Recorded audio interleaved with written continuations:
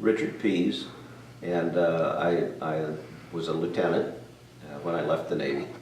My injury wasn't all that bad, but apparently, I think the problem was that it was several hours before it really got taken care of, and so they ended up they had to leave it open and let it heal from the inside out, so I ended up was sent to Cameron Convalescent Center. The only Navy guy there,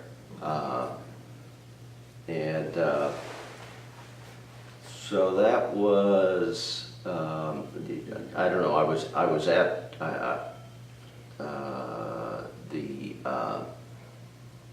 was it Ben Tui? Maybe it was at Medevac. I don't know. Anyway, I think it was at the Medevac facility for a few days, and then went to Cameron. And while I was at the Cameron Convalescent Center, sappers came in one night and blew it up. So I'm thinking, these guys really don't like me.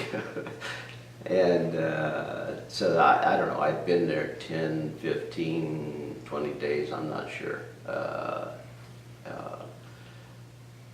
And I got to know, I have one Army buddy from Vietnam.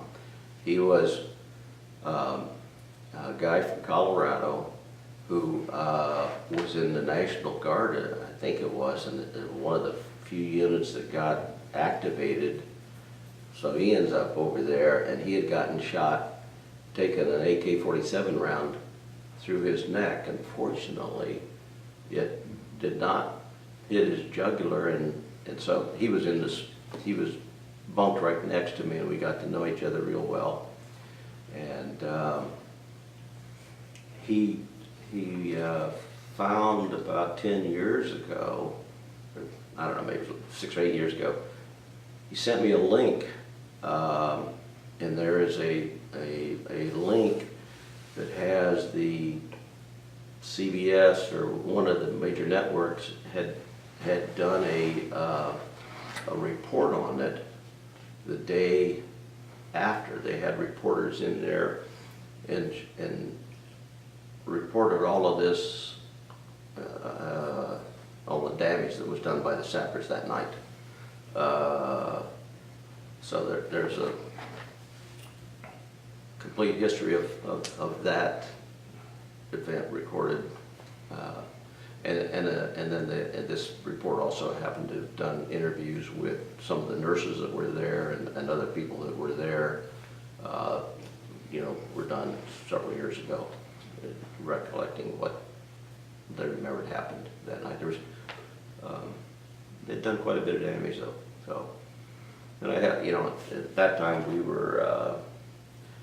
I was in the officers' ward, and there were probably 20 guys in there, and a sapper charge had gotten thrown in the one end of that ward. I assume that there was one of the guys there was killed, but I never knew for sure.